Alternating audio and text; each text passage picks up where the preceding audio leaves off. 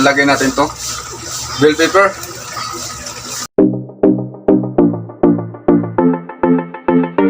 Dahil may nag-request sa atin kung magluto ako ng apritada.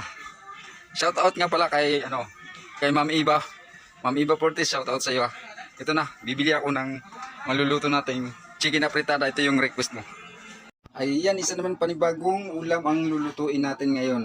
Mayroon tayong drumstick, saka mayroon tayong tomato sauce, saka carrots at saka patata. Mayroon tayong green peas, onion, garlic, at saka mayroon tayong tomato paste. Saka hindi mawawala ang bell pepper, at saka chicken cube at black pepper powder. Ayan, tara, let's go. Okay, buksan natin yung gasol. Ayan. Initin muna natin itong wok, ha. Ayan. Habang pinapainit natin yan, maglagay tayo ng mantika. Ito nga pala yung manok kanina. Minarinate ko na ito sa kalamansi at saka tuyo.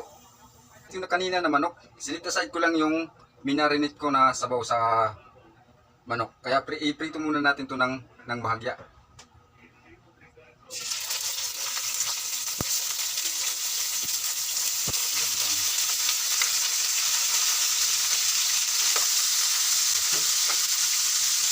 Iprito muna natin siya. Natin sa balik rin. Pero hindi pa tumuto, ha. Hilaw pa to. Partial lang muna to. Partial fry. Kasi nilutuin pa natin ito mamaya. Saka itong carrot patata. Iprito muna natin ito, ha. Pagsabay ko na yan. Depende sa inyo kung gusto nyo. Unahin nyo yung carrot at patata. Ako pagsabay ko na lang ito. Ayan, pwede na ito. Sitaside lang muna natin ito. Ay, tabi muna natin ito. Nalang natin yung sibuyas. Isa lang muna natin ito siya. Nanan natin kung sino ako. Nasa medium heat lang tayo. Para hindi mo. Sunod ko na yung garlic. Ayan. Isa-isa lang muna natin ito ng saglit. Yung bahagya. Hanggang sa yung garlic ay maluto at saka yung sibuyas. Tapos ito yung manok kanina na prinito ko, ha. Lagay natin ito. Tapos, kailangan maglagay tayo dito ng tomato paste. 2 kutsara lang ito na tomato paste. Lagyan natin siya ng tomato paste, ha.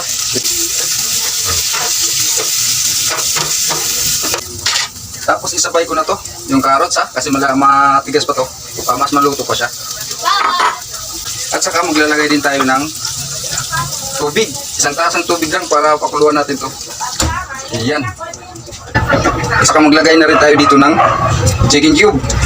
Ayan. Kung mayroon kayong chicken broth, pwede. Kung wala kayong chicken broth, ito na lang lagay natin ng chicken cube.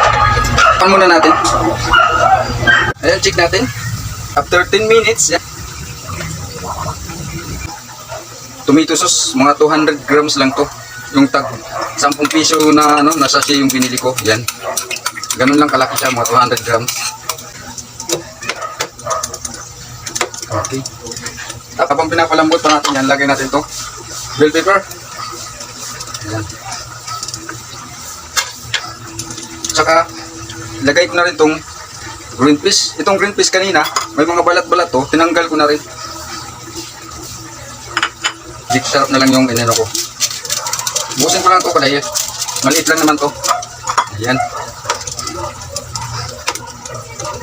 Maglagay tayo ng konting asukal dyan.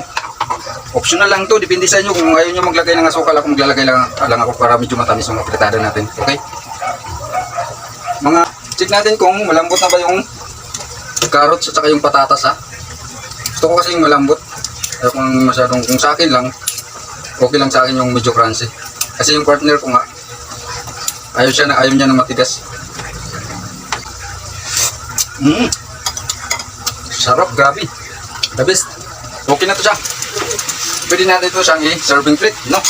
Kaya, bagong lahat, huwag kalimutang mag-subscribe, click the bell button para updated kayo sa mga bago kong video. Ito na ang ating chicken apritada. Ayan, oh. Ready to eat. Ayan.